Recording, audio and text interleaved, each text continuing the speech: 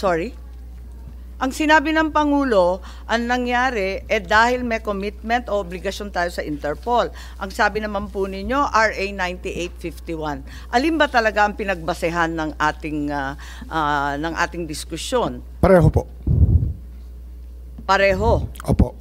Yung ating pong pagiging miyembro ng Interpol ay mapakahalaga at yung 9851 po yung talagang batas na sumasaklaw sa ganitong sitwasyon. Pero kung sinabi mo RA 9851, kahit walang diffusion order galing sa Interpol, ang gobyerno pwedeng arestuhin si PRRD, i-turn over sa ICC. Yung ba yung stand ninyo? Kasi nung nakaraang hearing, yun ang sinasabi po ninyo na 9851 to. Opo, kasi meron pong diffusion order na kasama.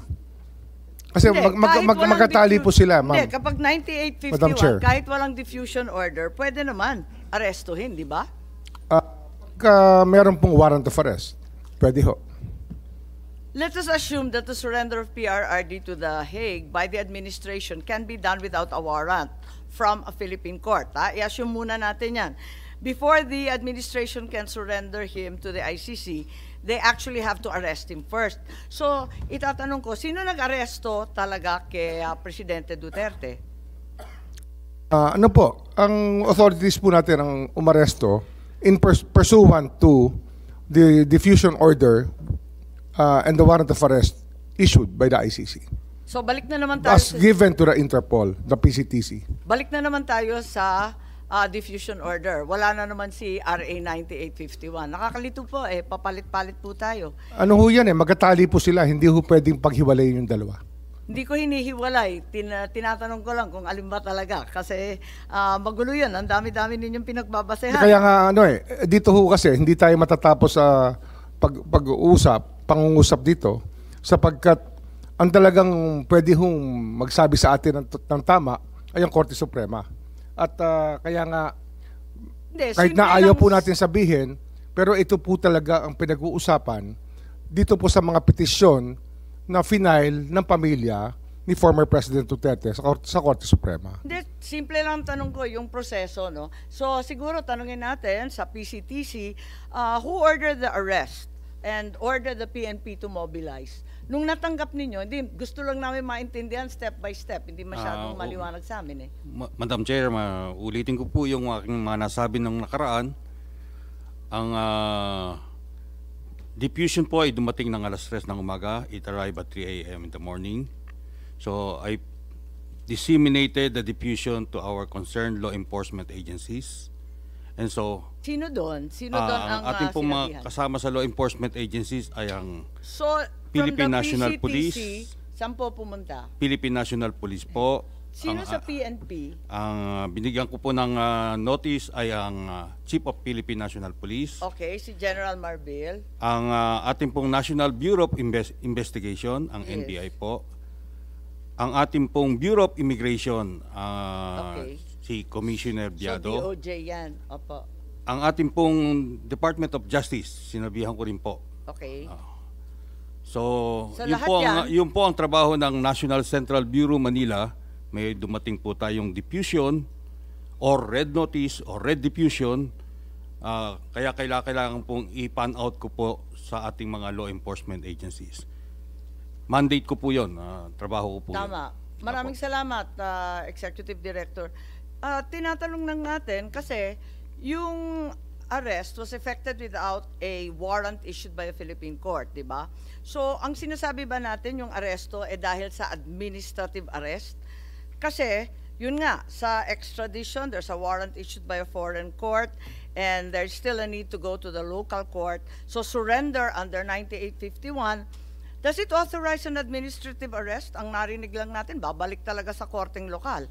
Paano ba yun? Ano ba ang nangyari? Administrative arrest kasi ito po kasi, it's a case of first impression.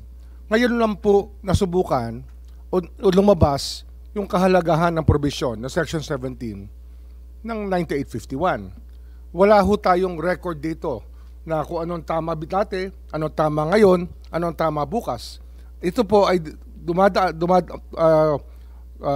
sumasanda lang sa paningin po na nagpapatupad ng batas. At sa aming pong paningin ay sinabi po sa batas, Section 17, maaari kong basahin. Kanya-kanyang paningin, kanya-kanyang Oho, interpretasyon. kasi iba ho ang Pwede ba interpretasyon naman ng... yun? Hindi, ang Senado po, ibang interpretasyon ng chairman, ng chairperson. Ang DOJ po, Hindi, si ibang Senator interpretasyon. Cayetano ang Iba rin po ang nakatanggal mo kanina. interpretasyon ni Justice Ascuna. At kaya nga ho, matatapos na ho ito pag nagsalita na po ang Korte Suprema. Hindi na ho talaga, wala ho mananalo sa atin dito sa argumento kasi Korte Suprema lang po Hindi, ang nagpapaliwanag pwede lang magsabi. tayo. Inaalam Opo. ko lang. Kung Kasi ano ho ito talagang- case of first impression ma'am, Madam Chair. This is a case of first impression. Pero naiiba ang administrative arrest at saka yung tinatawag na judicial, di ba? With an ICC warrant, then sa extradition case, there's also a warrant issued by a foreign court, pero pinipilit pa rin na local court pa rin ang mag-e-enforce. Kaya hindi ko masyado naintindihan dahil pati yung Yusek Castro sabi, ang bayan daw, hindi daw tatanggapin si PRRD kahit palayain ng ICC. So, why would the Philippines recognize an ICC warrant if it doesn't recognize ICC jurisdiction?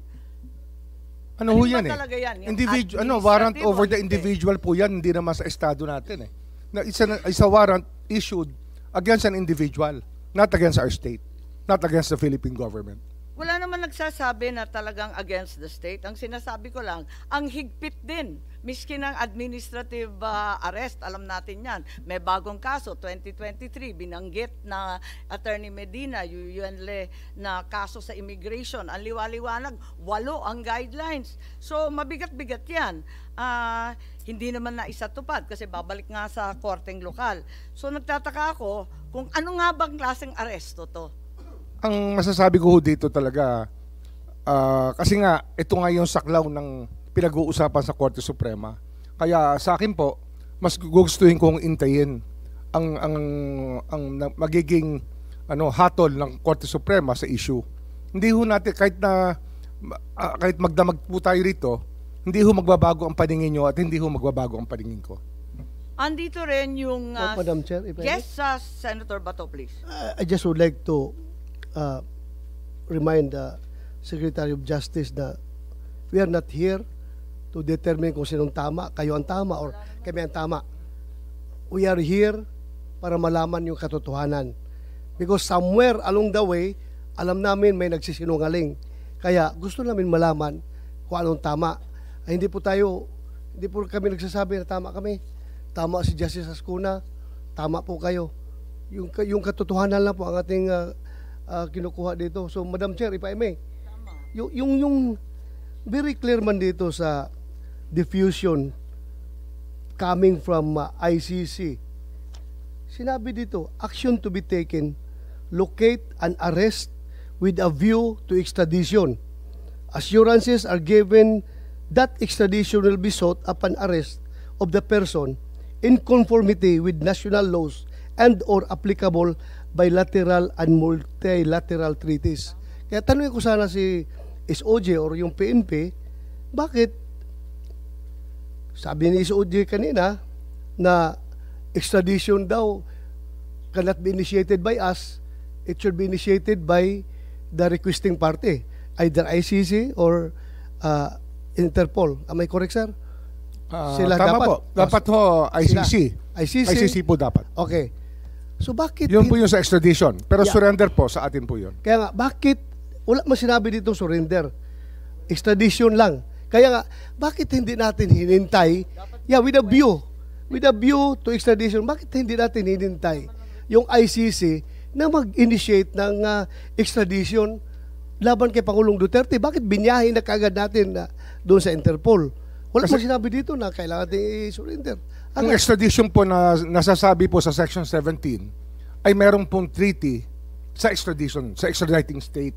Kung ano ho, halimbawa, ang ICC tsaka ang Pilipinas, kung tayo po member ng ICC, kailangan po ng judicial proceedings. Hindi na po tayo member ng ICC Kasi kung member po tayo ng ICC, nakakatulong sana kay President Duterte na hindi po siya ililipad. Siya po yung mismo nag-atras ng ating membership Kaya nga Kasi yung po yung malinaw po ako, na may treaty po na kinakailangan para ho magkaroon ng extradition. wala pong treaty eh. Kasi nga, nag-withdraw na tayo sa ICC. Kasi, di ba, treaty yung dati, sapagkat ang Senado po nag-concur. Nag-concur po sila sa treaty. But unilaterally, it was withdrawn by the President. Kaya po, Pero ang sir, nangyari dyan, pero sir, ito, very clear mo ito, sir. Oh. Ako hindi ako abogado, ikaw abogado ka ha. Pero ako, I just don't want to be emotional about everything. Gusto ko lang talagang para malaman natin itong totoo dito. Ito, very clear na hindi naman na hinihingi ang surrender. Ang hinihingi lang nila is extradition with a view to extradition. yung nga ho, So, sana extradition will fail, sir. Extradition will fail because wala ho kung ako tatanungin nyo ngayon, kasi nga wala nga tayong treaty. So kung Ayun, will kasi fail, suman po Ayun, eh. will fail, illegal bakit pa to? natin sinurinder si Pangulong Tsaka Duterte? yung extradition po nakalagay sa batas, state party po ang isa pong tinitingnan natin. Bansa po ang sinasabi sa Section 17. Kung yung Sir, mga koma nga, Sir, mga koma, nanggagaling ito sa ICC, itong papel ito. pero yung sa Section Galing. 17 nga, yung ating batas nga, sinasabi nga, dahil sa mga koma na yan, ay ang mahalaga, state party po ang mag-a-apply ng extradition. Wala ho tayong treaty sa state party o sa ICC kasi nga, inatras po ng So President Duterte. bakit pa natin sinurinder? Bakit pa natin Kasi yun po yung sinurinder sinasabi Pangulong ng batas Duterte? May surrender. May Yun po yung surrender. sinasabi. Opo. Ayun, that's what the law says. The law may be harsh, but it is the law.